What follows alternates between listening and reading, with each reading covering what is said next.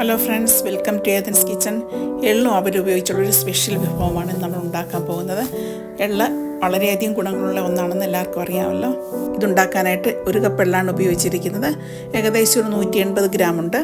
ഇത് നന്നായി 2-3 പ്രാവശ്യം കഴിയുന്നതിന് ശേഷം ഒരു അരിപ്പയിലൂടെ വെള്ളം വാലാനായിട്ട് വെക്കാം. വെയിലത്തുണക്കി എടുത്താലും മതി. വെള്ളം വാർന്നു കഴിയുമ്പോൾ നമുക്കിതൊന്ന് വറുത്തെടുക്കണം. അതിനായിട്ട് ഒരു ചൂട് കട്ടിയുള്ള പാത്രം വെച്ച് അതിലേക്ക് എള്ളിട്ട് കൊടുക്കാം. ഇതിലെ വെള്ളമയം മൊത്തം പോകുന്നത് വരെ നമുക്കൊന്ന് വറുത്തെടുക്കാം. അത് ചെറുതായിട്ടൊന്ന് പൊട്ടാൻ തുടങ്ങുമ്പോൾ സ്റ്റവ് ഓഫ് ആക്കുക. ഇനി നമുക്ക് അതേ പാത്രത്തിൽ തന്നെ 1.25 കപ്പ് മട്ടയവൽ ഇട്ട് റോസ്റ്റ് ചെയ്തെടുക്കണം. ഒരു 2 മിനിറ്റ് റോസ്റ്റ് ചെയ്തെടുത്താൽ മതി. മീഡിയം ഫ്ലെയിമിലിട്ട് വേണം ചെയ്യാനായിട്ട്. വറുത്തെടുത്ത അവൽ നമുക്ക് മാറ്റി വയ്ക്കാം.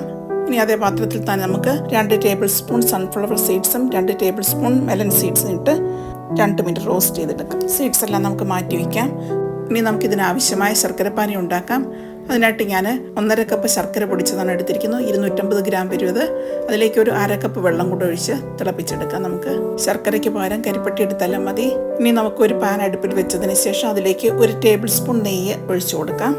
അതൊന്ന് ഉരുകി വരുമ്പോൾ അതിലേക്ക് നമുക്ക് 1 കപ്പ് തേങ്ങ ചിരകി ഇതും കൂടെ ചേർത്ത് അതിലെ വെള്ളമയം പോകുന്നത് വരെ ഒന്ന് റോസ്റ്റ് ചെയ്തെടുക്കണം. ഒത്തിരി ബ്രൗൺ ആവേണ്ട ആവശ്യമില്ല.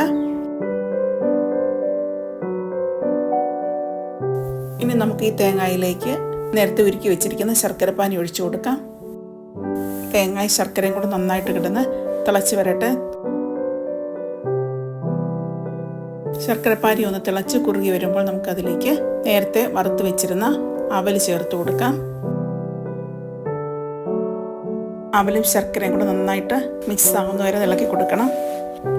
ഇതിലേക്ക് നമുക്ക് നേരത്തെ വറുത്ത് വെച്ചിരുന്ന എള്ളും കൂടെ ചേർത്ത് കൊടുക്കാം. എല്ലാം കൂടെ നന്നായി ഇളക്കിയെടുക്കാം. എല്ലാം നന്നായി മിക്സായി വന്നിട്ടുണ്ട്. ഇതിലേക്ക് നമുക്ക് നേരത്തെ വറുത്ത് വെച്ചിരുന്ന സീഡ്സ് ചേർത്ത് കൊടുക്കാം.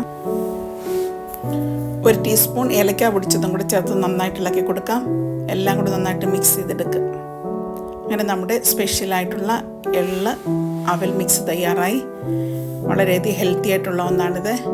എല്ലാവരും ട്രൈ ചെയ്യുക. ഫീഡ്ബാക്ക് അറിയിക്കുക. Thank you for watching.